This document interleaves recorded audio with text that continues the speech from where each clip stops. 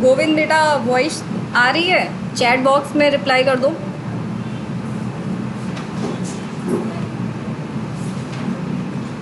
Reply in the chat box. Govind voice clear है कि नहीं बेटा?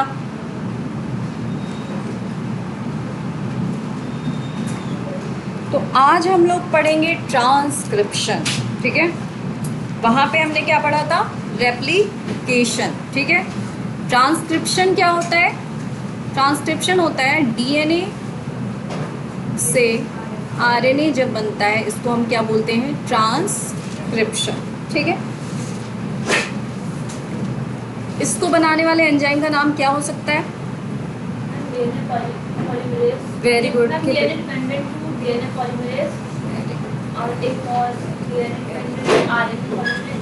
हाँ भाई, सीधी सी बात है ना, लॉजिक यहाँ पे सीधा सा लगता है कि अगर हमें आरएनए बनाना है तो हमें आरएनए पॉलीमरेज होना चाहिए, ठीक है।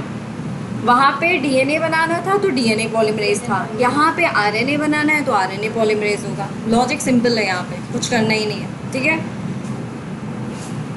अब वहाँ पे क्या हो रहा था? वहाँ पे हमें एंजाइम्स की ज़रूरत थी, यहाँ पे भी हमें एंजाइम्स की, लेकिन यहाँ पे हमें डीएनए की टेम्पलेट से क्या बनाना है? आरएनए बनाना है। डीएनए टेम्पलेट रहेगी जिससे हमें क्या बनाना है? आरएनए बनाना है। इतनी बात क्लियर है? क्लियर। इसका भी हमेशा पॉलीमराइजेशन 5 प्राइम टू 3 प्राइम रहेगा, ये बात याद रखना, ठीक है। आगे बढ़े। The process of copying genetic information from one strand of DNA into RNA is termed as transcription. इसको ऐसे लिखना, यहाँ से process of copying genetic information from one strand, इसको हटा, from one strand of DNA into RNA is termed as transcription. इसको as it is लिख लो भाई। डीएनए से आरएनए ही बना रहे हैं ना, तो उसको हम ट्रांसक्रिप्शन कहते हैं, और ये डेफिनेशन आपको याद होनी चाहिए। That's it. समझ में आ रहा है? सॉरी।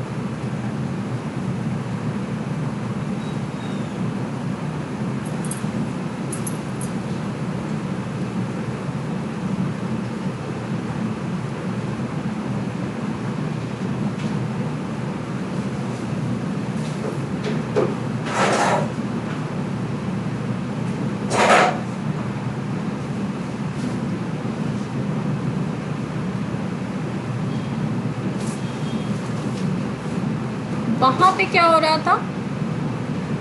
दोनों टेम्पलेट से डीएनए बन रहा था। यहाँ पे क्या होगा? सिर्फ एक टेम्पलेट से हमारा क्या बनेगा? आरएनए। ये डिफरेंस है स्ट्रक्चरल जीन और टर्मिनेटर, ठीक है। ये क्या है? ट्रांसक्रिप्शन यूनिट है। Transcription unit that is important for transcription unit। अब यहाँ पे देखिएगा ध्यान से, ये दिख रहा है प्रमोटर, ठीक है। डीएनए से आरएनए बनाना है। पहले तो ये कॉइल्ड फॉर्म में है, ठीक है, ये ओपन होगा। तो ये देखिए, ये प्रमोटर जो होता है यहाँ पे आके आरएनए पॉलीमरेज बाइंड होता है और इनिशिएशन स्टार्ट कर देता है, ठीक है। ये देखिए आरएनए पॉलीमरेज आया, 5 प्राइम टू 3 प्राइम स्टार्ट हो रहा है एनिमेशन में, देखिए ध्यान से ऐड होता जा रहा है न्यूक्लियोटाइड ट्राइफॉस्फेट। आरएनए यहाँ से निकल गया और आरएनए पॉलीमरेज भी यहाँ से फॉल ऑफ हो जाएगा। ध्यान से देखिए, इसमें कोई चीज़ ऐसी है जो नहीं समझ में आई? बताइए, समझ में आया बेटा? आयुषी, अवनीश, समझ में आया? अभी तो आए। ट्रांसक्रिप्शन चल रहा है, टॉपिक इज ट्रांसक्रिप्शन, ठीक है। लेट आए, आपकी गलती, टाइमिंग तो 4 to 6 था, ठीक है। तो ट्रांसक्रिप्शन में मैंने बताया था कि डीएनए से आरएनए बनता है, ठीक है। और यहाँ पे जैसे मैंने बताया था कि देखिए रेप्लिकेशन में आपने ये देखा कि दोनों टेम्पलेट जो है क्या बना रहे थे, दो न्यू स्ट्रैंड ऑफ डीएनए बना रहे थे। लेकिन यहाँ पे मेन डिफरेंस क्या है कि यहाँ पे एक ही जो टेम्पलेट स्ट्रैंड है उससे आरएनए बनेगा। ठीक है, तो डीएनए ये जो है ये एनिमेशन अगर आप यहाँ पे देख सकते हैं तो ये देखिए यहाँ पे ट्रांसक्रिप्शन यूनिट होती है जो कि ट्रांसक्रिप्शन होने के लिए वेरी इंपॉर्टेंट। तो उसके 3 पार्ट्स होते हैं। ये देखिए यहाँ पे मैंने लिखा है promoter, structural gene and terminator. तो यहाँ पे देखिए आप ये जो रीजन है यहाँ पे सबसे पहले प्रमोटर पे आके हमारा आरएनए पॉलीमरेज बाइंड करेगा और इनिशिएशन स्टार्ट कर देगा। लेकिन इस रीजन का ट्रांसक्रिप्शन नहीं होगा, ये इनिशिएट कराएगा ट्रांसक्रिप्शन। तो यहाँ से आप लिख सकते हैं इनिशिएट ट्रांसक्रिप्शन। ठीक है, और ये जो ब्लू वाला रीजन है जिससे देखिए आप आरएनए बनता हुआ देख रहे हैं, रेड कलर का जो ये स्ट्रैंड आरएनए बन के फॉल ऑफ हो रहा है इन 5 प्राइम टू 3 प्राइम डायरेक्शन। देखिए यहाँ से देखिए ध्यान से पहले देख लीजिए इसको, यहाँ से बनना स्टार्ट हो रहा है ना और यहाँ तक बन रहा है। तो इसको हम बोलेंगे स्ट्रक्चरल जीन जो कि ट्रांसक्राइब होके क्या बनाता है, आरएनए। क्लियर है इतनी बात? क्लियर है? सॉरी। फिर ये terminator, as a name suggest, terminator क्या कराएगा, टर्मिनेशन। ठीक, यहीं पे एक बात मैं बता दे रही हूँ कि आरएनए पॉलीमरेज यहाँ पे सिग्मा फैक्टर के थ्रू बाइंड करता है तो यहाँ पे इनिशिएशन हो जाता है, और यहाँ पे टर्मिनेशन वाले पॉइंट पे रो फैक्टर क्या करता है, help in the transcription termination. इतनी बात क्लियर है? क्लियर है Krishnakant? Here the principle of complementarity governs the process of transcription, except that the adenosine now base pairs with the uracil instead of thymine. वहाँ पे हमने क्या पढ़ा था कि आरएनए में थायमिन की जगह यूरेसिल होता है। कॉम्प्लीमेंटैरिटी रूल वहाँ पे भी फॉलो हो रहा था, यहाँ पे भी कॉम्प्लीमेंटैरिटी रूल क्या होगा, फॉलो होगा। लेकिन डिफरेंस क्या आएगा, थायमिन की जगह यूरेसिल आ जाएगा। इतनी बात क्लियर है? क्लियर? ये देखिए यहाँ से अगर आप देख पा रहे होंगे तो जस्ट अ मिनट,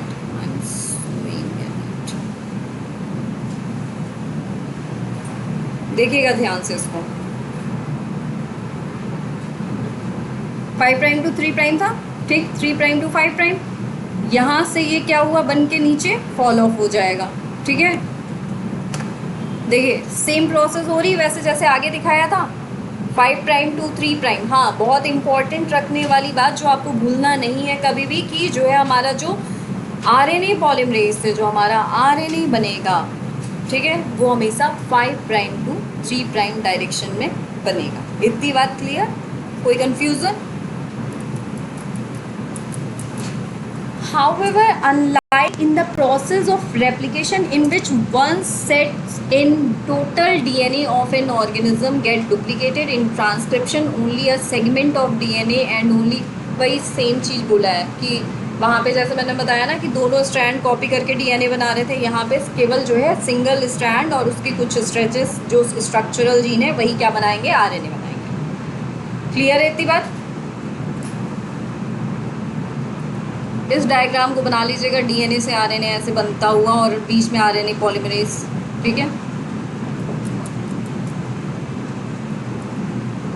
अच्छा, क्वेश्चन ये अराइज होता है, why both strands are not copied during transcription. ऐसा क्यों हो रहा है?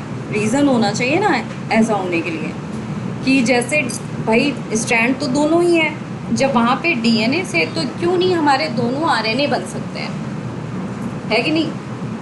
तो रीज़न, पहला रीज़न ये है कि अगर फर्स्ट रीज़न, अगर दोनों स्ट्रैंड से हमारा आरएनए बन गया बेटा, ठीक है, ये डीएनए था, ये डीएनए था,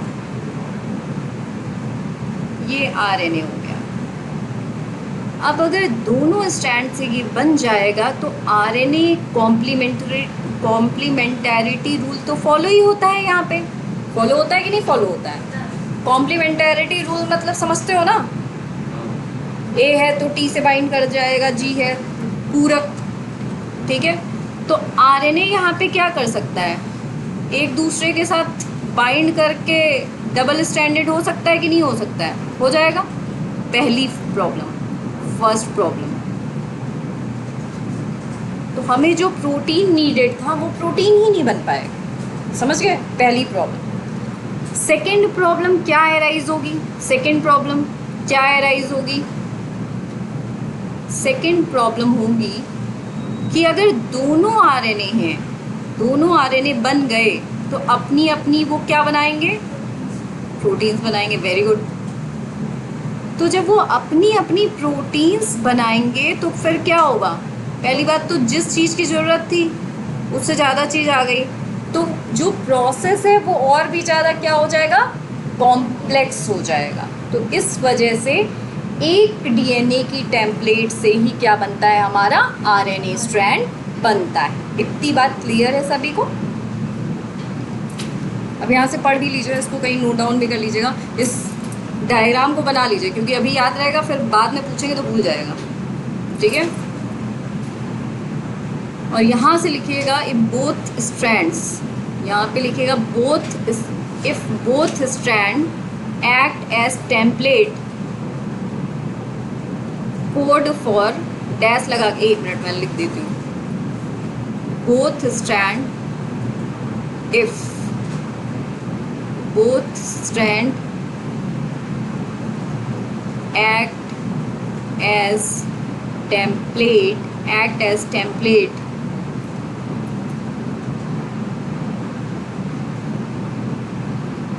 remember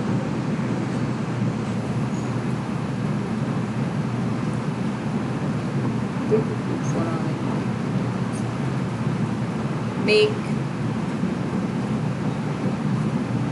two strands of RNA that code for proteins, first case हो गया। Hence, one segment of the DNA would be coding for 2 different proteins. Complicate the process. 2 इसी के आगे लिखना, continue.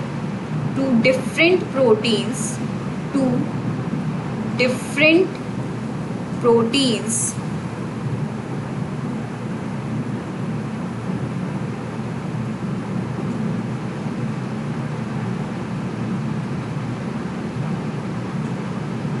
कॉम्प्लिकेट प्रोसेस, ठीक है, कॉम्प्लिकेट प्रोसेस, ठीक।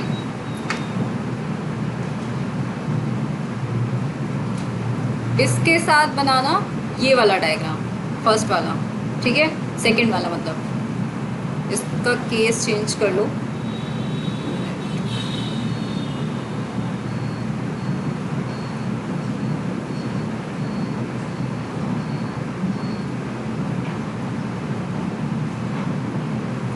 First one, ठीक, क्लियर है इतनी बात।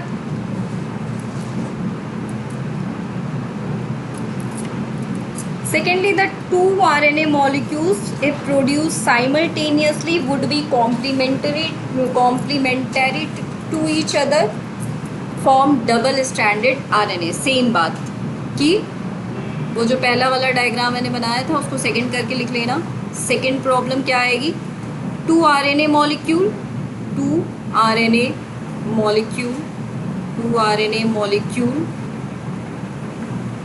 make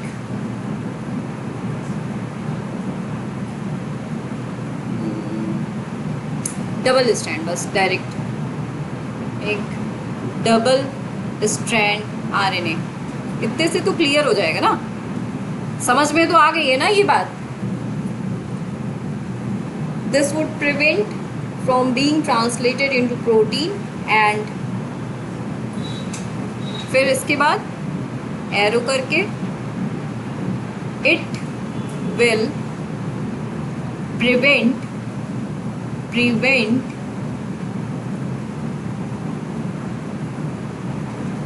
transcription and translation, that's it. नहीं एक minute, RNA from being translated into protein and the exercise of transcription would be, हाँ एक minute, it will prevent translation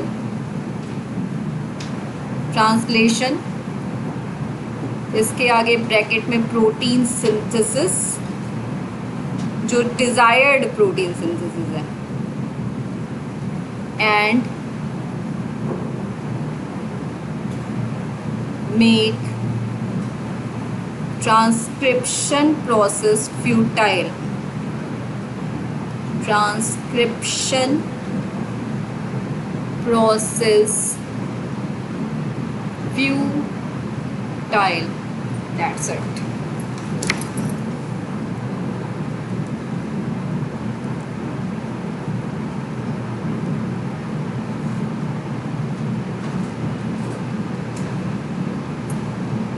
समझ में आ रहा है बेटा गोविंद? क्लियर हो रहा है? Type in the chat box.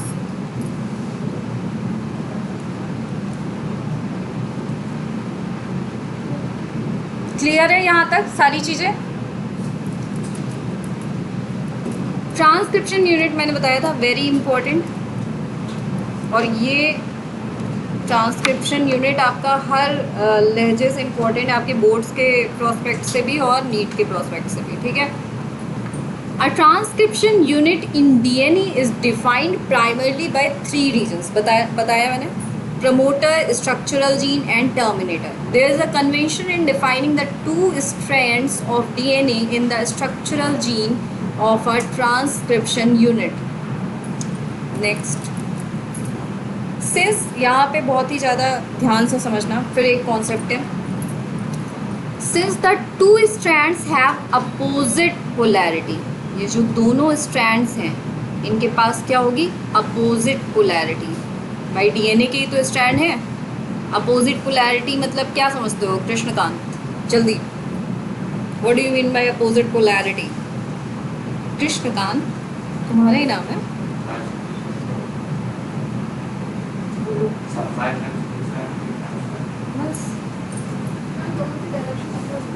हाँ अपोजिट होती, इसीलिए तो बोलते हैं ना opposite polarity. And the DNA dependent RNA polymerase, और हाँ इसको ट्रांसक्रिप्टेज भी कहते हैं। इन केस कभी ऑप्शन में जब आप नीट का पेपर दें तो ये आ जाए कि ट्रांसक्रिप्शन की प्रोसेस को कौन सा एंजाइम करा रहा है, वहाँ पे अगर डीएनए डिपेंडेंट आरएनए पॉलीमरेज ना दे के ऑप्शन में अगर ट्रांसक्रिप्टेज है तो आप उसको टिक करेंगे, ठीक है। Also catalyses the polymerisation in only one direction, जो मैंने बताया कि पॉलीमराइजेशन हमेशा किस डायरेक्शन में होगा? Always in 5 prime to 3 prime. The strand act has the polarity 3 prime to 5 prime act as a template and also referred to as template strand. कोई समझा सकता है इसका मतलब? कोई एनीवन जिसको ये बात समझ में आई हो? थोड़ा सा कॉमन सेंस लगाओगे समझ में आ जाएगा। चलो हम बताते हैं। 5 प्राइम टू 3 प्राइम, ठीक, वहाँ पे अगर याद करो तो वहाँ पे भी अपोजिट वाले से ही बाइंड करेगा। तो जो टेम्पलेट होगी हमेशा, ये ध्यान रखना, always template should be in 3 prime to 5 prime direction and polymerization of RNA will be always in the 5 prime to 3 prime direction. ये बात याद रखना कि टेम्पलेट हमेशा हम 3 प्राइम टू 5 प्राइम वाली ही लेंगे, ठीक, फॉर आरएनए सिंथेसिस। तो इसको कहीं पे नोट डाउन कर लो। पहला चीज़ ये, अभी अगर तुम लोग इसको नोट डाउन नहीं कर रहे होगे, सोच रहे होगे कि सब समझ में आ रहा है, तो जो चीज़ें मैं लिख रही हूँ उसको नोट डाउन इसलिए करना ज़रूरी है क्योंकि जब आगे चीज़ें पाइलअप होंगी तो ये चीज़ें भूलती चली जाती हैं, ठीक है। तो नोट डाउन कर लीजिए, नोट्स बना लीजिएगा। नोट्स देखूंगी मैं अभी आज सबके।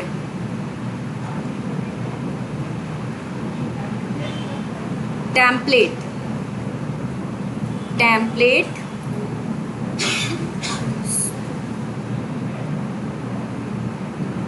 टेम्पलेट डायरेक्शन लिख दो। टेम्पलेट डायरेक्शन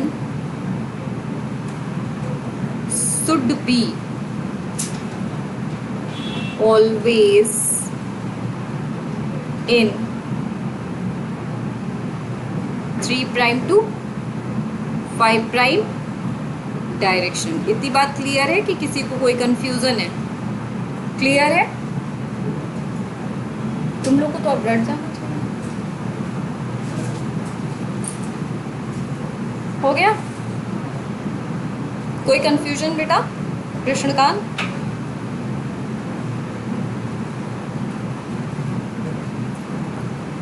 हो गया?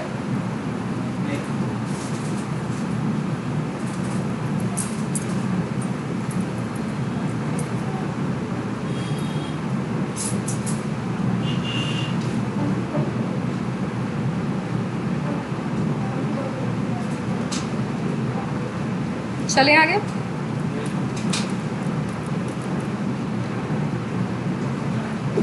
The other strand which has a polarity 5 prime to 3 prime, 5 prime to 3 prime, and the sequence same as RNA except thymine at the place of uracil is displaced during transcription।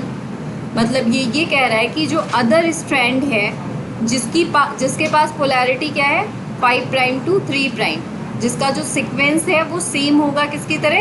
RNA की तरह, ठीक है। Except thymine and the uracil is displaced during transcription. मतलब कि जो ऊपर वाला strand होगा उसको हमेशा हम कोडिंग स्ट्रैंड कहेंगे, ठीक है, और जो नीचे वाला स्ट्रैंड है उसको हमेशा टेम्पलेट स्ट्रैंड। कोडिंग स्ट्रैंड क्यों कह रहे होंगे ऊपर वाले को? कोई idea?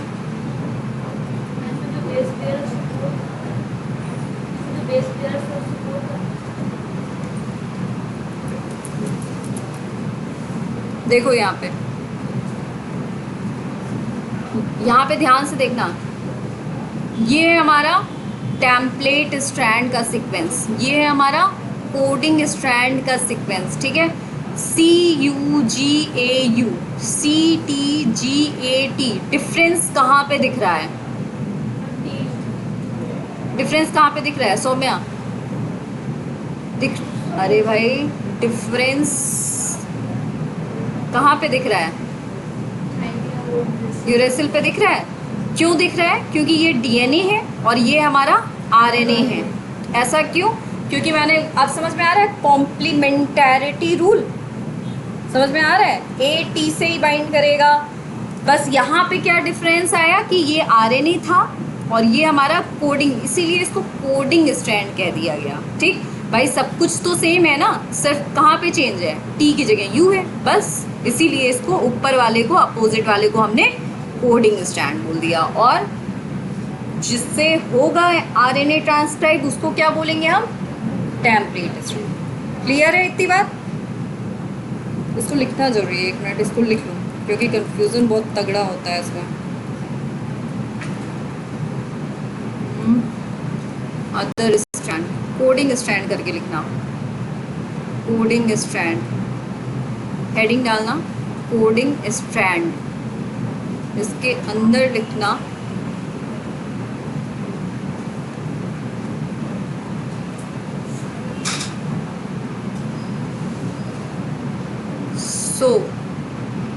so the same polarity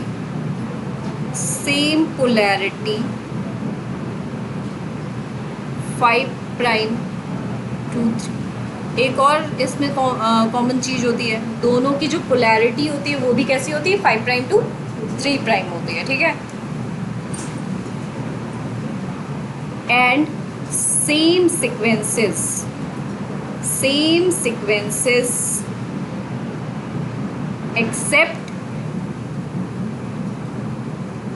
except thymine at place of uracil। Clear है इतनी बात?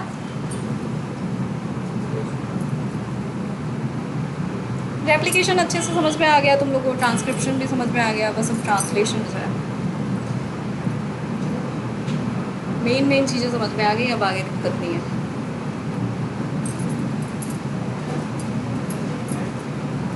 अब अगर टेस्ट ले लें कल किसी भी दिन सरप्राइज,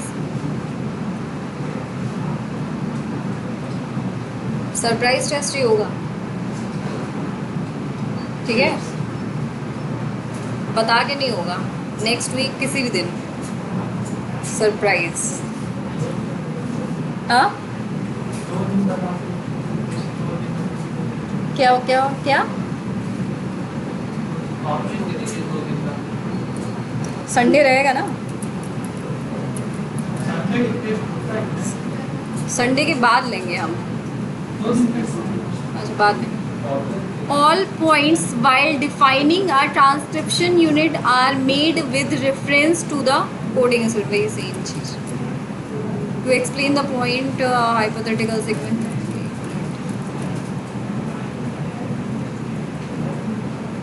देखो ये भी बहुत इंपॉर्टेंट पॉइंट है। Promoter is said to be located towards the 5 prime and upstream, very important. Promoter जो होता है हमेशा स्ट्रक्चरल जीन के 5 प्राइम एंड पे पाया जाता है और the reference is made with respect to the polarity of coding strand. ठीक, ये याद रखना हमेशा कि प्रमोटर एक टर्म आएगा हमेशा ट्रांसक्रिप्शन में। आप लोग में तो अभी एनसीईआरटी में इतना ब्रॉड में नहीं दिया हुआ है, वरना बहुत सारे रेगुलेटरी सीक्वेंसेस भी होते हैं। ट्रांसक्रिप्शन में 2 टर्म्स आएंगे, एक अप स्ट्रीम, एक डाउन स्ट्रीम। अप स्ट्रीम मतलब हमेशा 5 प्राइम और उसके जैसे स्ट्रक्चरल जीन है तो उसके आगे पाया। डाउन स्ट्रीम मतलब स्ट्रक्चरल जीन के पीछे 3 प्राइम की तरफ, तो वहाँ पे क्या होगा हमारा टर्मिनेटर। क्लियर है इतनी बात? तो यहाँ से नोट डाउन कर लीजिए, द प्रमोटर, 1 मिनट ऐसे नोट डाउन करिएगा, प्रमोटर इज लोकेटेड, हाँ हेडिंग बना के लिख लो तो वो तो सबसे अच्छा है, हेडिंग बना के ही लिखो। इट इज़ करके लिख लेना, फिर डैश करके इट इज़ लोकेटेड टूवर्ड्स, बल्कि हेडिंग बना के ही लिखो, towards 5 prime and up stream of the structural gene, upstream of the structural gene. It is that provides the DNA binding site.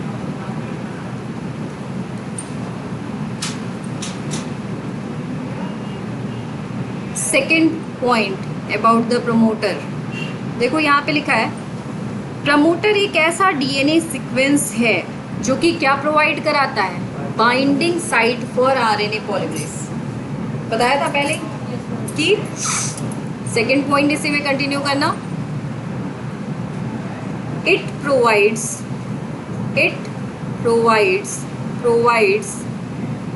Binding site for RNA polymerase. Clear है इतनी बात बेटा? ठीक, और थर्ड वाला क्या हुआ हमारा, and it is the presence of a promoter in a transcription unit that also defines the template and coding strand. मतलब प्रमोटर के प्रेजेंट होने की वजह से हम डिफाइन कर सकते हैं कि कौन सा एज अ टेम्पलेट वर्क करेगा और कौन सा कोडिंग स्ट्रैंड। ठीक, सो इट डिफाइंस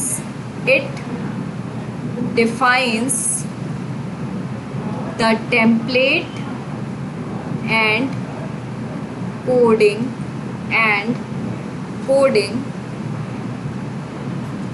strand ठीक है? क्लियर है इतनी बात?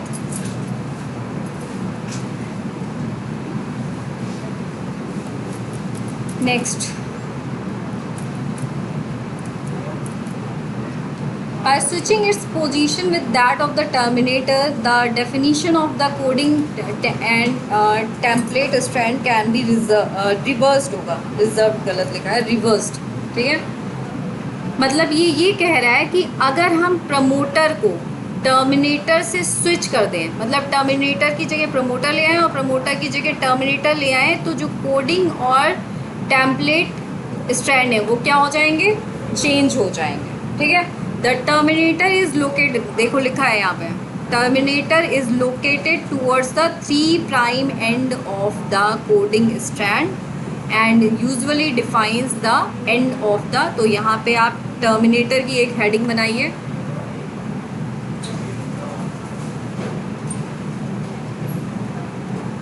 टर्मिनेटर की एक हेडिंग बनाइए,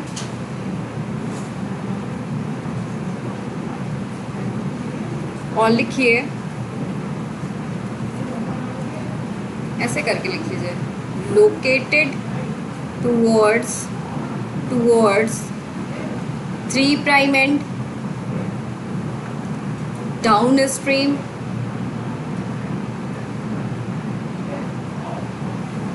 of coding strand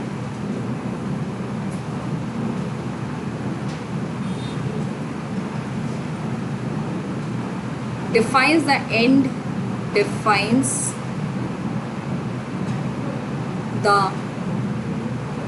end of the process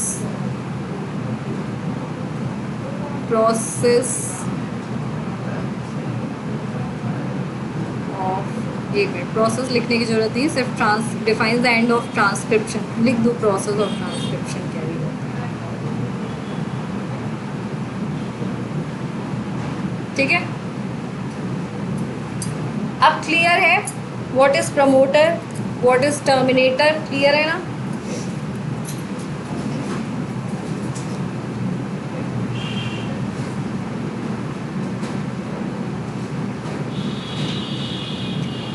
there are additional regulatory sequence that may be present, मतलब वही जो मैंने बताया ना, कुछ रेगुलेटरी सीक्वेंस भी होते हैं जो अप स्ट्रीम या डाउन स्ट्रीम भी प्रेजेंट होते हैं।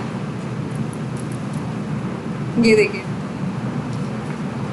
टेम्पलेट स्ट्रैंड है, ठीक है, ब्लू वाला इज टेम्पलेट स्ट्रैंड और ग्रीन वाला इज कोडिंग स्ट्रैंड, ठीक है। ये हमारा क्या हो गया, प्रमोटर का रीजन हो गया, ये क्या हो गया, स्ट्रक्चरल जीन, ये क्या हो गया, टर्मिनेटर का रीजन हो गया, और ये क्या है, यहाँ से क्या हो गया, हमारा ट्रांसक्रिप्शन स्टार्ट साइट होगा, ठीक।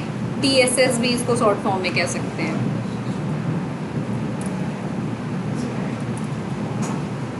Now the process of copying genetic information from one strand of DNA to RNA is termed as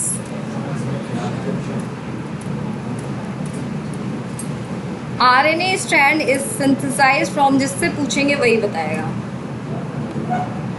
RNA strand is synthesized from, Nisha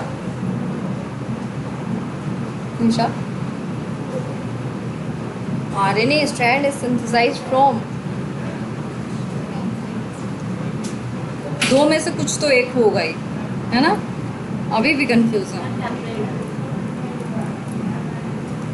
transcription unit and the gene types of RNA, अब हम इसको थोड़ा सा और broad में पढ़ते हैं। A gene is defined as a functional unit of inheritance, जिसको जीन की डेफिनेशन क्लियर ना हो वो यहाँ से लिख सकता है, ठीक है।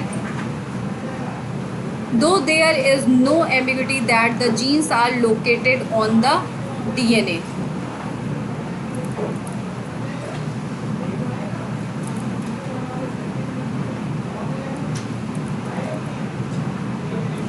अब स्ट्रक्चरल जीन के बारे में क्या हुआ, थक गए क्या तुम लोग, थक गए, अच्छा लिखना पड़ रहा है, मत लिखो, वीडियो देख के लिख लेना, एज यूर विश। मेरा तो सही रहेगा, मेरा जल्दी और चीज़ें कंप्लीट हो जाएंगी।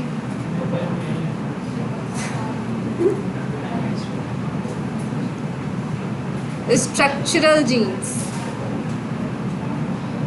Structural gene in transcription unit can be said to be mono, एक चीज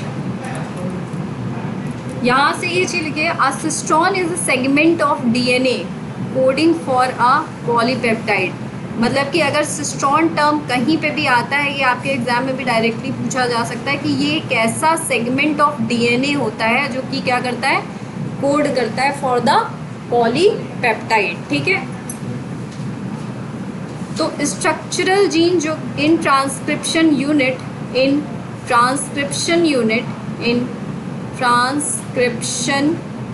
यूनिट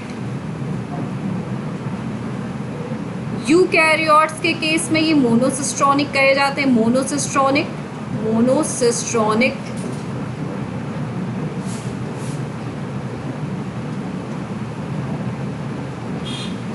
एंड प्रोकैरियोट्स के केस में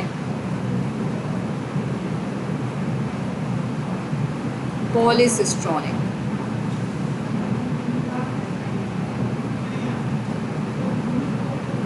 मतलब सिंगल जीन सिंगल पॉलीपेप्टाइड, यहाँ पे बहुत सारे सेगमेंट ऑफ जीन पॉलीपेप्टाइड, ठीक है। यूकैरियोट्स में हमेशा सिंगल जीन सिंगल पॉलीपेप्टाइड। और सिस्ट्रॉन क्या होता है हमारा, ऐसा सेगमेंट ऑफ डीएनए जो कि कोड करता है पॉलीपेप्टाइड के लिए। पॉलीपेप्टाइड है क्या हमारा कृष्णकांत, पॉलीपेप्टाइड क्या है बताइए। पहली क्लास में बता दिया था, हाँ फर्स्ट क्लास में बता दिया था, अब पलट के बताया जाएगा। और ये भी बोला था कि ये बेसिक चीज़ें ये याद रखना इज़ वेरी इंपॉर्टेंट, ये भी बताया था, ये सेम लाइन बोली थी। मैं अपनी क्लासेस जब स्टार्ट करती हूँ तो ये किसको पता है पॉलीपेप्टाइड क्या होता है, हाथ खड़ा कर दे, बताओ बेसिले बताओ, हाथ खड़ा कर दो बस, पॉलीपेप्टाइड क्या होता है। निशा नहीं पता, किसी को नहीं पता पॉलीपेप्टाइड। दो से ज़्यादा पेप्टाइड क्या है, मतलब पेप्टाइड कोई मतलब एरोप्लेन है क्या है, किसने बोला ये, तुमने बोला नाइट्रोजनस बेस, अवार्ड दूंगी मैं तुम लोग को। अब पॉलीपेप्टाइड भैया मैंने बताया था कि प्रोटीन्स की चेन जो होती है, पॉलीपेप्टाइड मैंने बताया था डीएनए पॉलीन्यूक्लियोटाइड की चेन होती है। मैंने बताया था कि प्रोटीन्स पॉलीपेप्टाइड की चेन होती है। जब एक अमाइनो एसिड दूसरे अमाइनो एसिड से बाइंड करता है तो पेप्टाइड बॉन्ड से बाइंड करता है। तो इसी तरीके से जब बहुत सारे पेप्टाइड बॉन्ड से बहुत सारे अमाइनो एसिड बाइंड कर जाएंगे तो हम उसको पॉलीपेप्टाइड ही ना कहेंगे, और वो पॉलीपेप्टाइड प्रोटीन कहलाएगा आगे चल के। अभी क्लियर है कि अभी भी पॉलीपेप्टाइड भूलोगे? हाँ एक बार फिर से बता दें। देखो क्या होता है, एक न्यूक्लियोटाइड है, दूसरा न्यूक्लियोटाइड है, तीसरा न्यूक्लियोटाइड है,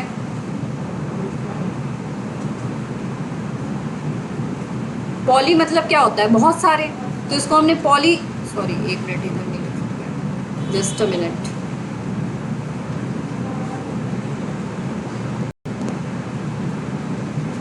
इसको हम क्या कह सकते हैं बताओ, पॉलीन्यूक्लियोटाइड कह सकते हैं, कह सकते हैं कि नहीं कह सकते हैं, ठीक। तो पॉलीन्यूक्लियोटाइड चेन जो होती है वही क्या होती है, डीएनए होती है, होती कि नहीं होती है। इसी तरीके से जब बहुत सारे अमाइनो एसिड इस तरीके से हम जोड़ते हैं पेप्टाइड बॉन्ड से, बहुत सारे अमाइनो एसिड को जोड़ते हैं जब हम पेप्टाइड बॉन्ड से, तो इसको हम क्या कहते हैं, पॉलीपेप्टाइड चेन कहते हैं। ये याद होना चाहिए बेटा, ये तो भूलना ही नहीं चाहिए, ये ऐसा बेसिक है, ये भूलोगे तो फिर बहुत दिक्कत है। क्लियर है अब ये बात, ठीक, कभी मत भूलना ये। आगे बढ़े, क्योंकि ये भूल गए तो आगे चीज़ें कैसे कोरिलेट। जीन जीन जीन क्या होता बताओ, अभी बोला था मैंने कि डेफिनेशन नोट कर लो, लिख लिए थे क्या। फंक्शनल, डिस्क्राइब करो इसको, functional unit of inheritance. Basic इस मतलब ये जो जीन होता है इससे इंफॉर्मेशन मतलब पेरेंट्स ऑफस्प्रिंग में भाई डीएनए है, ठीक है, डीएनए का ये देखो, लोग का एक क्लास तो तुम लोग की डीएनए पे दोबारा चली जाएगी हमको लगता है।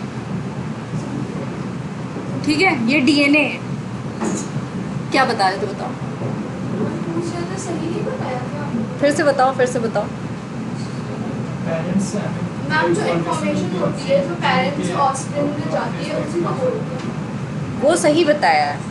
मेरे कहने का मतलब है कि आपको कॉन्सेप्चुअल टर्म में, जैसे यहाँ पे आप एक जीन से जैसे पढ़ रहे हो ना कि एक जीन से ये ट्रांसक्राइब हो के ये एमआरएनए बना रहा है, वो तुम्हारी डेफिनेशन एकदम सही है कि तुमने बताया कि इनहेरिटेंस मतलब कि पेरेंट्स से ऑफस्प्रिंग को जो जीन के फॉर्म में आता है वो इनहेरिटेंस होता है। वो एक इनहेरिटेंस की सही जीन मतलब क्या हो गया, जैसे सही डेफिनेशन है, लेकिन ये पता होना चाहिए ना कि डीएनए है।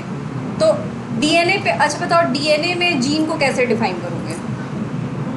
मैम मतलब एक पार्ट डीएनए को जब हम हाँ, छोटे पार्ट हाँ। में काटते हैं तो वो एक पार्ट जो होता है उसको जीन बोलते हैं। हाँ, ये चीज़ मैं सुनना चाह रही थी, क्योंकि उससे क्या है, देखो डेफिनेशन सही है, इससे क्या है अब तुम लोग को जैसे ये पता रहेगा कि ये वाला जीन है तो यही ट्रांसक्राइब होके आगे एमआरएनए बन रहा है, यही आगे ट्रांसक्राइब होके हमारा प्रोटीन बन रहा है। अब बात क्लियर है? ये मैं कह रही थी। चलो अच्छा है, ये पता था।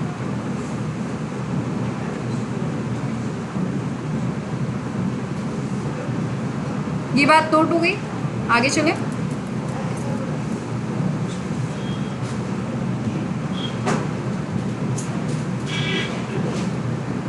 देखिए मोनोसिस्ट्रॉनिक मतलब क्या है। मोनोसिस्ट्रॉनिक मैंने बताया था ना, एमआरएनए है, ठीक। यहाँ से हमारा ये क्या बना, ये क्या है, प्रोटीन है, ठीक है, ठीक। और पॉलीसिस्ट्रॉनिक मतलब ये हो गया। अब यूकैरियोट्स में क्या है हमारा, monocistronic structural genes have interrupted coding sequence. इसका मतलब समझते हो कि इंटरप्टेड इंट्रॉन्स एक्सॉन्स कभी सुना है? सुना है कि नहीं सुना है? सीधे बता देना, नहीं सुना है तो सीधे बोलो। चलो कोई नहीं, सुना है ना। देखो प्रोकैरियोट्स में, देखो प्रोकैरियोट्स में जब डीएनए से आरएनए बनता है, ठीक है, तो वो पूरा का पूरा फंक्शनल होता है, ठीक है, मतलब वो डायरेक्टली जाके प्रोटीन बना देता है।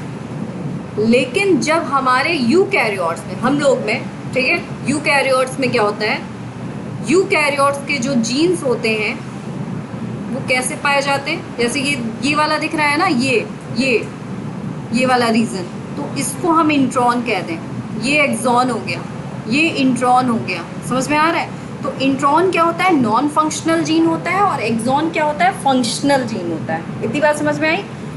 जो एक्सॉन वाला पार्ट होता है वो क्या कोड करता है यूकैरियोट्स में, आगे चल के पॉलीपेप्टाइड या प्रोटीन बनाता है। इतनी बात क्लियर है? इतनी बात यहाँ पे क्लियर है कि नहीं क्लियर है? सॉरी, नहीं क्लियर है? नहीं क्लियर है? मैंने बताया क्लियर, ऐसा तो नहीं कि आगे ना बढ़े तो फिर क्लियर नहीं है। तुमको क्लियर है? क्या क्लियर हुआ बताओ, जल्दी जल्दी बताओ, क्लियर क्या हुआ? एक्सॉन इंट्रॉन क्या हवा में? देखो कुछ नहीं है, मैंने ये बताया, तुम लोग ने जीन बताया, ठीक। जीन क्या है पता है, ठीक। तो जो जीन है वो हमारा डीएनए था, डीएनए से जो एमआरएनए बन रहा है वो भी जीन ही हुआ है ना, जीन सीक्वेंसेस ही तो है। तो अब ये कहा जा रहा है कि प्रोकैरियोट्स में जो आरएनए बन रहा था उसमें एक्सॉन है, सिर्फ फंक्शनल जीन है, ठीक है, क्योंकि वो लोग इतने कॉम्प्लेक्स नहीं होते हैं जितने हम लोग हैं, ठीक है, इतना बात तो पता है, नॉर्मल होते हैं, सिंपल होते हैं, ठीक। तो वहाँ पे जो आरएनए बनता है उससे डायरेक्टली क्या बन जाता है, प्रोटीन बन जाता है। क्लियर है ये बात? जबकि यूकैरियोट्स में क्या होता है, यूकैरियोट्स में हमारा जो जीन होता है उसमें फंक्शनल जीन भी होते हैं, नॉन फंक्शनल जीन भी होता है। हमारे जीन का पूरा पार्ट जो है प्रोटीन्स को कोड नहीं करता है, ठीक।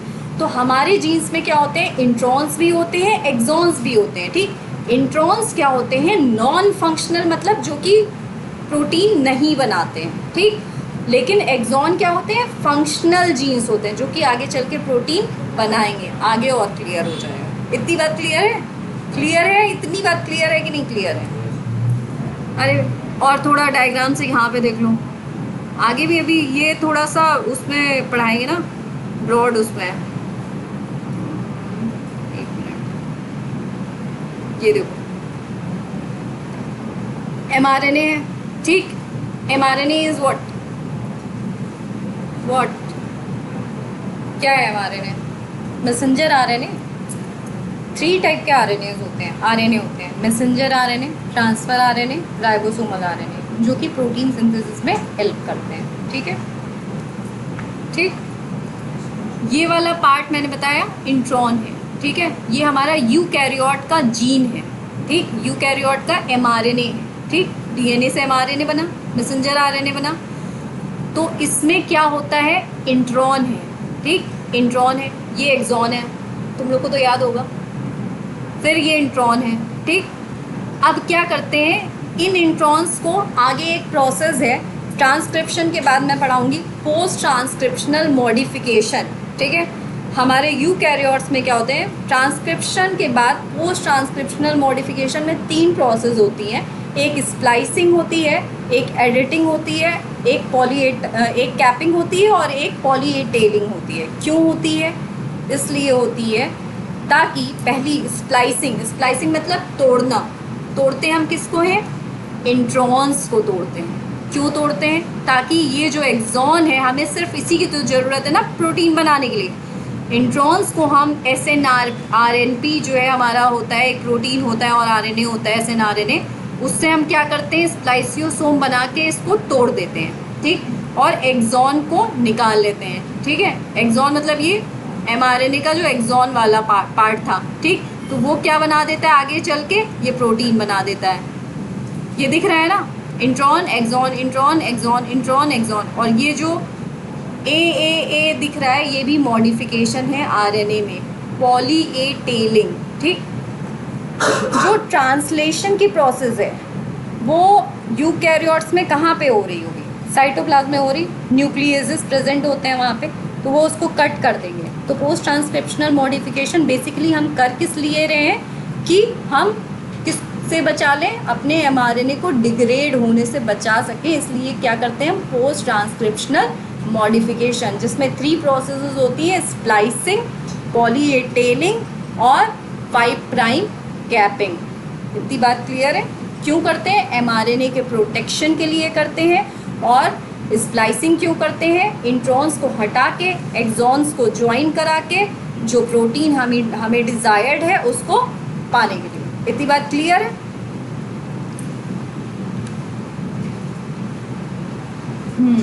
इन eukaryotes monocistronic structural genes have interrupted, इसको लिख लो नहीं तो भूल जाओगे। बता रहे हैं क्या लिखना है, लिखना यूकैरियोट्स में, 1 मिनट ऐसे एरो बना के लिख लेना, मोनोसिस्ट्रोनिक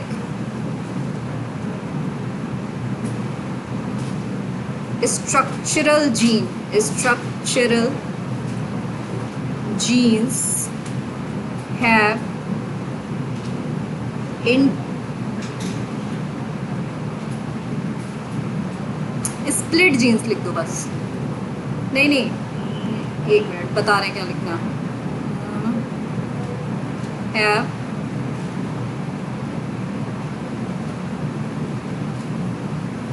देखो इंटरप्टेड कोडिंग सीक्वेंसेस लिख दो, ये चीज interrupted coding sequence known as split gene, known as split gene। मैंने जो KN बनाया है वो known as लिखा हुआ है, ठीक है, known as split gene। Clear है इतनी बात, किसी को कोई कंफ्यूजन यहाँ तक, कंफ्यूजन सॉरी समझ में आ गया। अभी 10 मिनट की, आज आधे घंटे की क्लास तुम लोग से ऐसे ही लेंगे हम। शांत हो पढ़ो, बता रहे हैं, लास्ट में बताएंगे। मैम अभी बता दीजिए। गोविंद बेटा समझ में आ रहा है? गोविंद कोई बता दीजिए। मैम कोई है नहीं है।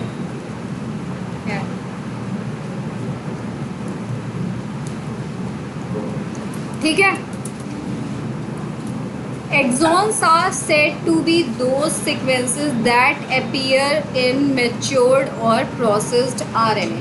ठीक, exons the coding sequence और express sequence are defined. देखो यहाँ पे इंट्रॉन और एक्सॉन की बहुत अच्छी डेफिनेशन लिखी हुई है. एक्सॉन करके लिखना, exon are coding sequences, coding heading डालना, फिर उसमें लिख लेना it is these are coding sequences or expressed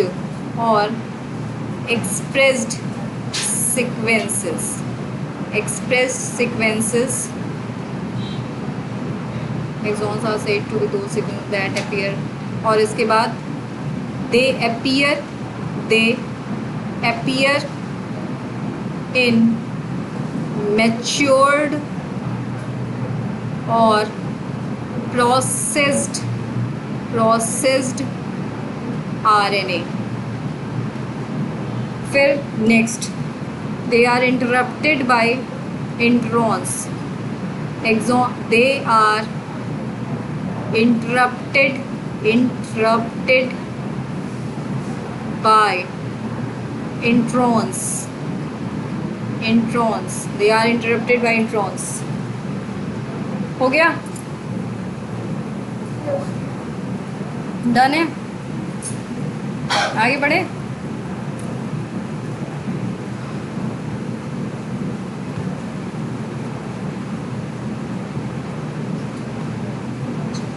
कहाँ पहुँच गए तुम?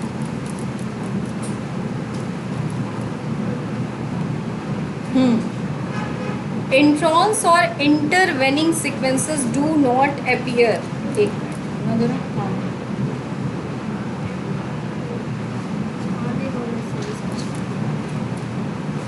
इंट्रॉन्स और इंटरवेनिंग सीक्वेंसेस भी कहते हैं इन्हें. ठीक है, do not appear in matured और प्रोसेस्ड आरएनए. इस बात को समझाइए मुझे आयुषी जल्दी से. इंट्रॉन्स और intervening sequences do not appear in matured और प्रोसेस्ड आरएनए. अभी थोड़ी देर पहले मैंने बताया था.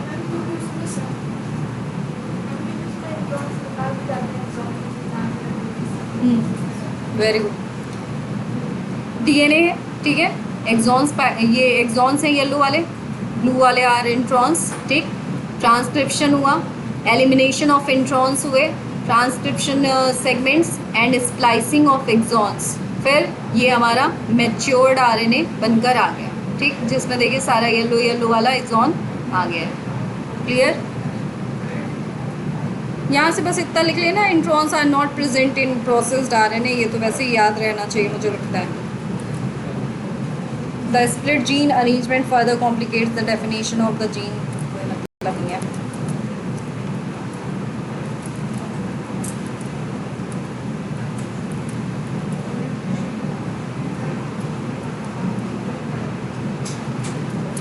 बैक्टीरिया में क्या होता है, 3 टाइप्स ऑफ आरएनए होते हैं. RNA polymerase first, second, third.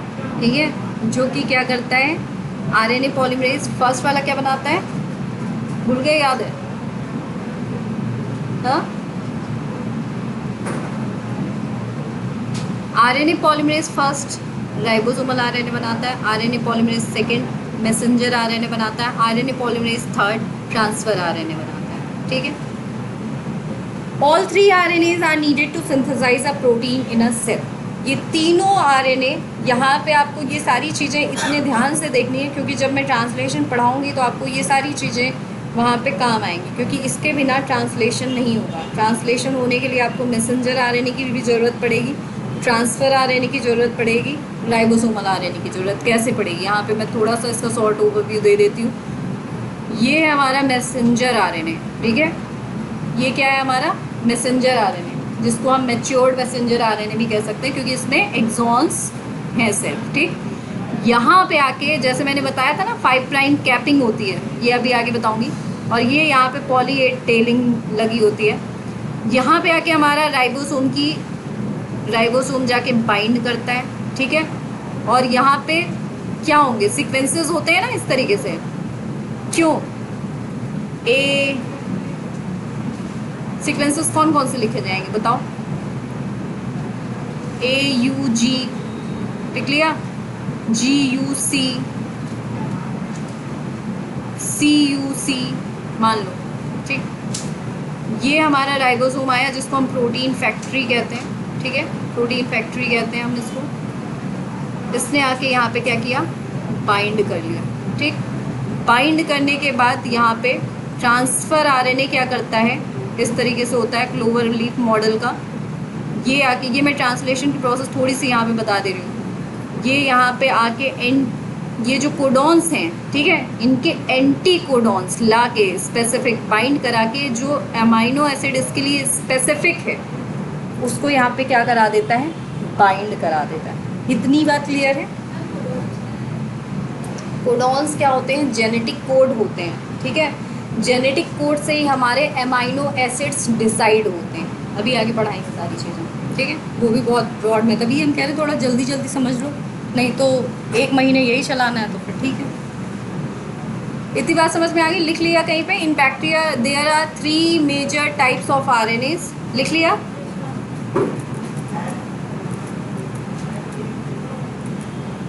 mRNA provides the template, इसका मतलब बता सकते हो कृष्णकांत,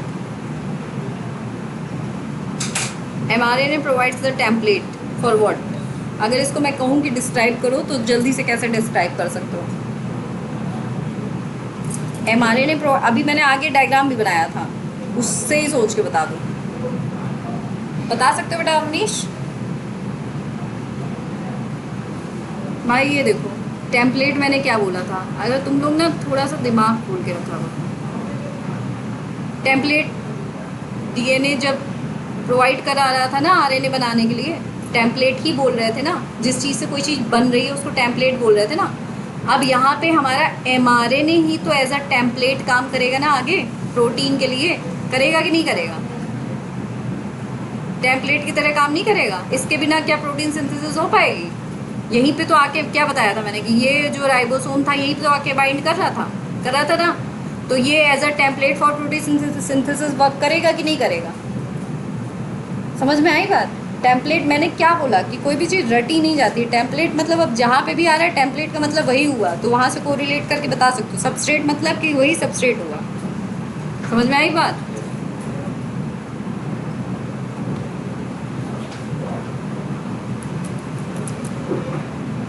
लिख लो वैसे ये यहाँ पे, हाँ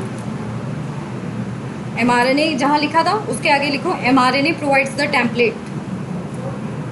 इस पे सब पे क्वेश्चंस कराऊंगी मैं कल नहीं, सैटरडे। हो गया। Transfer RNA reads the genetic code and brings specific amino acid. Genetic code जो था हमारा, जो mRNA पे पाया जाता है, उसको रीड करता है और स्पेसिफिक अमाइनो एसिड जो उसके लिए रिस्पॉन्सिबल होता है उसको लेके आता है। जैसे कि AUG जो होता है हमारा जेनेटिक कोड, वो इनिशिएशन कोडॉन की तरह वर्क करता है। हो गया नोट डाउन, हो गया। rRNAs plays a structural and catalytic role during translation.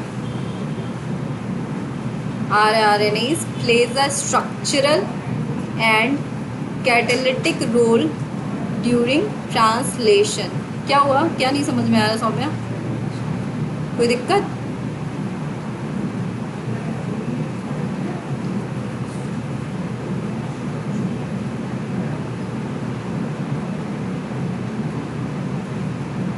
हो गया, आगे बढ़े।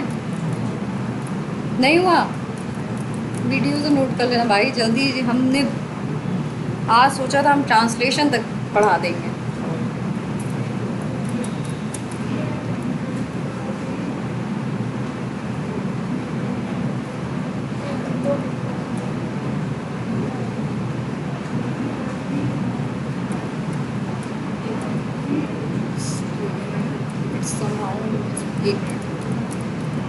हाँ देखिए, सिंगल बैक्टीरिया का केस क्या होता है और यूकैरियोट्स का case. Single DNA dependent RNA polymerase जो होता है हमारा, वो किस में कैटेलाइज कराता है, all types of RNA in bacteria. ठीक, RNA polymerase binds to promoter. ये बात तो समझ में आ ही गई होगी, इसमें कोई कंफ्यूजन है?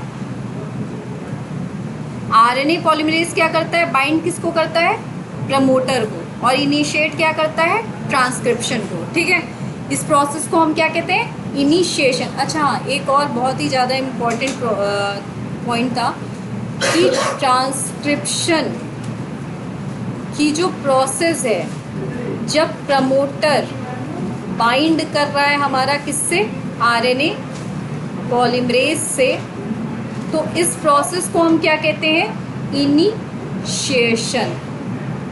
ठीक है, इलोंगेशन किस प्रोसेस को कहेंगे हम, जहाँ पर कि पॉलीमराइज करा रहा है, पॉलीमराइज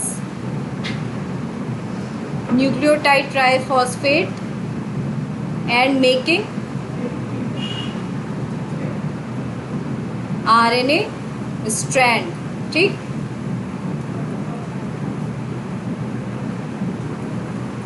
और टर्मिनेशन क्या होगा, जहाँ पे rho factor will stop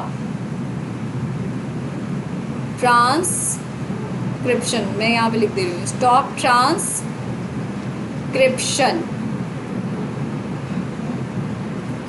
it uses nucleoside triphosphate as substrate and polymerize. देखो, ट्रांसक्रिप्शन है, प्रमोटर है, पहले 3 प्रोसेसेस में होता है। इनिशिएशन लिख लेना कहीं पे, इनिशिएशन, इलोंगेशन एंड टर्मिनेशन। ठीक, इनिशिएशन क्या होता है, जब हमारा प्रमोटर से आरएनए पॉलीमरेज आके बाइंड कर रहा था, उस प्रोसेस को हम क्या कहेंगे, इनिशिएशन। स्टार्ट हो रहा था ना, और जब जो एमआरएनए चेन थी वो जब इलोंगेट हो रही थी, तो उस प्रोसेस को हम क्या कहेंगे, इलोंगेशन। बढ़ रही है ना चेन, और जब वो प्रोसेस लास्ट में टर्मिनेट हो जाती है, रुक जाती है with the help of rho factor, उसको हम क्या कहते हैं, टर्मिनेशन। तो बेसिकली 3 प्रोसेस में ये हमारा कंप्लीट हो जाता है। ठीक है, इतनी बात क्लियर है? टर्मिनेशन के बाद ये रो फैक्टर, रो कभी पढ़ा होगा ना, रो फैक्टर कहाँ बताओ। देखो, इनिशिएशन मैं बता रही हूँ, इनिशिएशन प्रमोटर आरएनए पॉलीमरेज से बाइंड करता है, इलोंगेशन पॉलीमराइज करता है एनटीपीज, न्यूक्लियोटाइड ट्राइफॉस्फेट्स, न्यूक्लियोटाइड ट्राइफॉस्फेट्स, याद आ रहा है, याद आ रहा है, एंड मेकिंग आरएनए स्ट्रैंड। ठीक, termination, row factor will stop transcription, row factor will stop transcription. Clear है? रुक जाओ, अब हम पूरा लिख दे रहे हैं दोबारा से, जल्दी जल्दी, आराम से। कहाँ तक नहीं हुआ है तुम्हारा? अभी आगे बताएंगे, अभी आगे तुम लिख लेना, वो बहुत बार आएगा। ठीक है, वो हमने समझाने के लिए वैसे भी लिखा था। देखो, ये हो गया। नेक्स्ट यहाँ पे आरएनए पॉलीमरेज। अब यहाँ से लिखो, तुम्हें लिखना था ना, अब आराम से लिखो। आरएनए पॉलीमरेज इनिशिएशन लिख लिया, RNA polymerase bind to promoter and initiate transcription. ये सुनो, ये पहला पॉइंट लिखना और इसके आगे लिख लेना। नहीं समझ में आ रहा था ना, हम तो जल्दी जल्दी के चक्कर में कर रहे हैं, लेकिन तुम लोग जो है हमको आज केवल ट्रांसक्रिप्शन पे रुकवाना चाह रहे हो। हम समझ गए, स्ट्रेटजी है तुम लोग की। 1 घंटा कहाँ है? नहीं, हम तो 2 घंटे लेके आज ही ख़त्म कर देंगे। देखो, लिखो इनिशिएशन, ये प्रोसेस क्या हुई, आरएनए पॉलीमरेज क्या कर रहा है, बाइंड कर रहा है प्रमोटर को और इनिशिएट कर रहा है ट्रांसक्रिप्शन। समझ में आ गया इतनी बात? यूजेस, नेक्स्ट पॉइंट इसमें लिखना, बहुत अच्छे से तो वैसे ही दिया हुआ है। फर्स्ट पॉइंट हो गया। Second point, it uses nucleotide triphosphates as substrate and polymerise in a template. बस यहाँ तक लिखो, बस इतना लिखने की ज़रूरत है सेकेंड पॉइंट में। इनिशिएशन हेडिंग डालना, लिख लिया है? इनिशिएशन में फर्स्ट पॉइंट हो गया, सेकेंड पॉइंट ये हो गया। हो गया?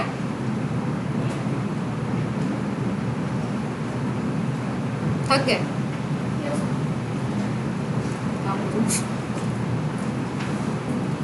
बेटा अभी तो मतलब ट्रांसक्रिप्शन चल रहा है, अभी पोस्ट ट्रांसक्रिप्शन मॉडिफिकेशन है, ट्रांसलेशन है, जीन एक्सप्रेशन है। ऐसे पढ़ोगे तो फिर कैसे काम चलेगा? जल्दी जल्दी करना है ना। तुम ही लोगों का सिलेबस पीछे पीछे होगा, हमें कोई दिक्कत नहीं है। तुम लोग इतनी जल्दी जल्दी थकोगे तो हम बोल रहे हैं, हमें दिक्कत नहीं हो रही, तुम लोग बैठ के लिख रहे हो, पढ़ रहे हो, दिक्कत हो रही है। एनर्जी लेवल बढ़ाओ, ग्लूकोज पी के आया करो। अभी हम बता देंगे मेरा फास्ट है, तब तुम लोग को नहीं समझ में आएगा। हम बोल रहे हैं तो एनर्जी लेवल बढ़ाओ। इतनी देर में देखा मैंने एक भी बार पानी पिया? बताओ। कंसंट्रेशन की कमी कहते हैं इसको, लैक ऑफ कंसंट्रेशन, कि 2 घंटे आप सही से पढ़ाई में बैठ नहीं पा रहे हैं। क्या बोले?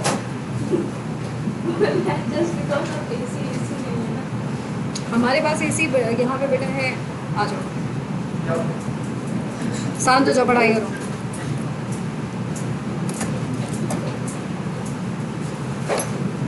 It somehow also facilitates opening of the helix and continuous elongation। ठीक है, वो क्या कर रहा था? आरएनए पॉलीमरेज, एक हेडिंग डालना यहाँ पे, इलोंगेशन। कृष्णकांत आराम से लिखो बेटा इसको, इलोंगेशन। आरएनए पॉलीमरेज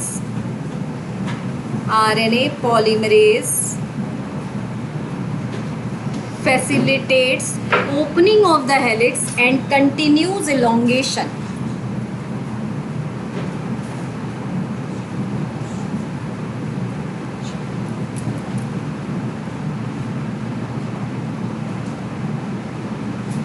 हो गया?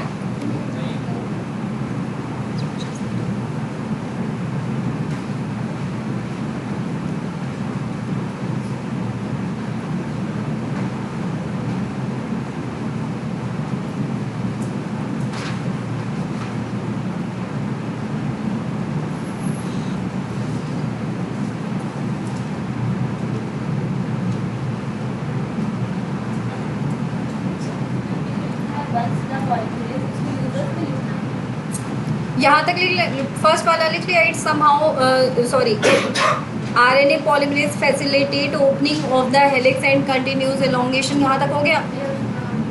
नीचे वाला लाइन लिखने की जरूरत नहीं है। फिर उसके बाद हेडिंग डालना टर्मिनेशन, उसमें लिखना once the polymerase reaches the terminator region. जब पॉलीमरेज टर्मिनेटर रीजन के पास पहुंच जाता है तो नेसेंट मतलब जो न्यूली फॉर्म्ड आरएनए है वो फॉल ऑफ मतलब हट जाता है, और so also the RNA polymerase. ठीक है, मतलब नेसेंट आरएनए भी हट जाता है और हमारा आरएनए पॉलीमरेज भी निकल आता है। देख रहे थे ना आगे फर्स्ट वाले फिगर में, याद करो, आरएनए निकल के बाहर आ जा रहा था और आरएनए पॉलीमरेज भी नीचे निकल कर आ जा रहा था। याद आया? बस यहाँ तक लिखने की ज़रूरत है, ये लिखने की ज़रूरत नहीं। दिस रिजल्ट्स टर्मिनेशन हेडिंग तो हो ही गई है ना।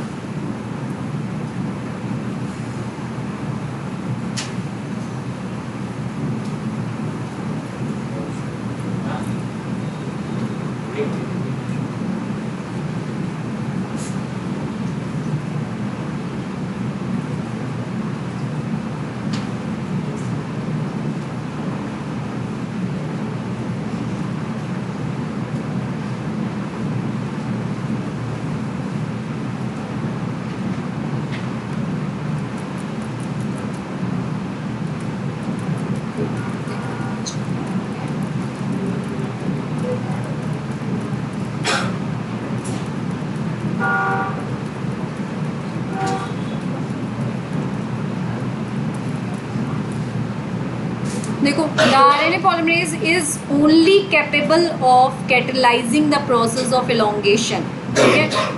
मतलब आरएनए पॉलीमरेज, देखो एक डिफरेंस होता है, जैसे मैंने RNA polymerase first second third वहाँ पे बताया था ना, तो वो यूकैरियोटिक का केस था, ये नहीं कि उसको प्रोकैरियोट से कंफ्यूज करना, ठीक है। यहाँ पे क्या होता है हमारा, तुम लोग को भी बताया था तुम कि यहाँ पे क्या बताया था, जल्दी बताओ।